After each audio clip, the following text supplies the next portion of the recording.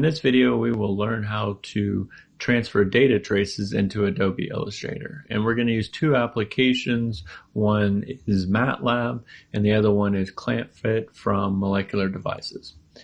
So we have this data that I've plotted in Matlab. Sure that the copy options says preserve information, meta if possible, apply, okay. Let's copy it again, edit, copy figure, and go into Adobe Illustrator, hold Control and press V.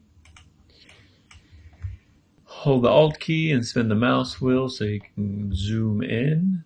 I'm going to right click and ungroup.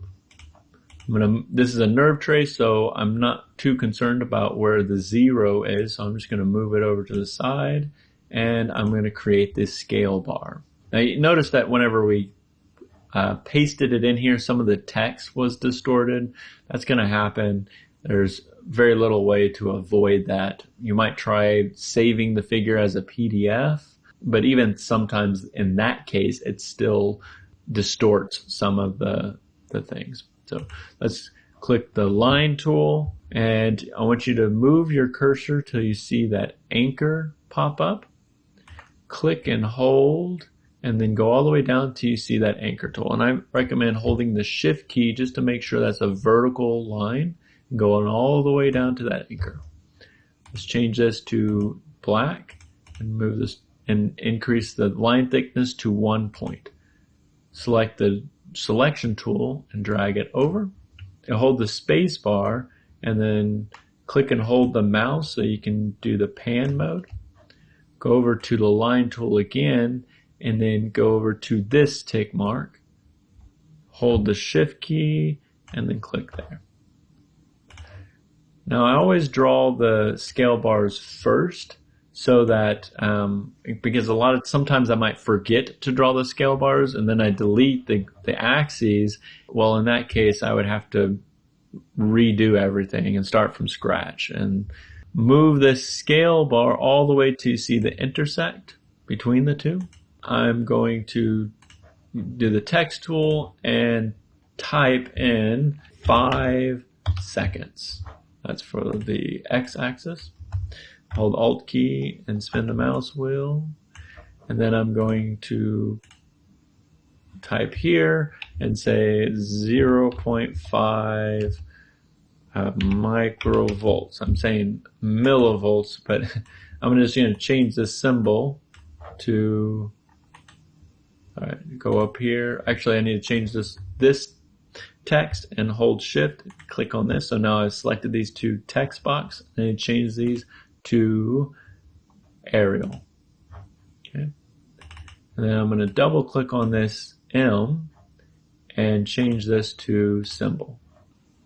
Okay, so I'm going to delete this white background so that I can select these scale bars, move it over, and then I'm going to delete these axes because I no longer need them.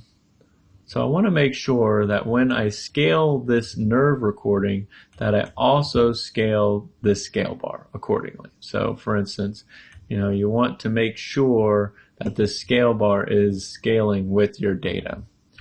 Now, before you do any scaling, you want to type the S key and press enter and make sure scale corners and scale strokes and effect is not selected. Click OK. And so bring it about the size that you want, and then you're good. Now if you want to trim this data, let's say you only want this portion, click on the direct selection tool and then select the portion that you want to cut out and then press delete. What you don't want to do is use this eraser tool and erase out portions because sometimes the eraser tool can distort the data. So the next thing we're going to do is transfer data from Clampfit. So we have this recording, and the first thing I'm going to do is I'm going to right click and click on properties, go to signals and change the inactive color line to maroon and click OK. And the reason why I'm doing that is I want the line to be a different color than all of the other stuff that gets copied with it. So now I'm going to click Edit, Copy, and make sure it's Copy Analysis Window to Clipboard as a meta file. Click OK. Control V.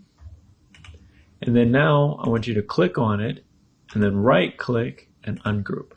Now Clampfit does this thing where it copies the trace as multiple line segments like this. See, if I were just to move that, I would only move that one section. Okay, I want to copy the entire trace, so I'm just going to click on any one portion of this, go up to Select, Same Appearance. And then now I'm going to just drag that away. All right, so I'm going to right click and I can click Join. Another way to do that, Control Z, is to type in Control J, and that will join this line. I want to make sure to make a point here. When I click on this, I'm going to shrink this down. Now, look what happened to the trace, especially if I went thick to one point. Notice that there's all these jagged lines. Go up to Stroke and click Round Corners. And that fixes that. See, now this is a better representation of the data than what was shown before. And that's how you transfer data into Adobe Illustrator.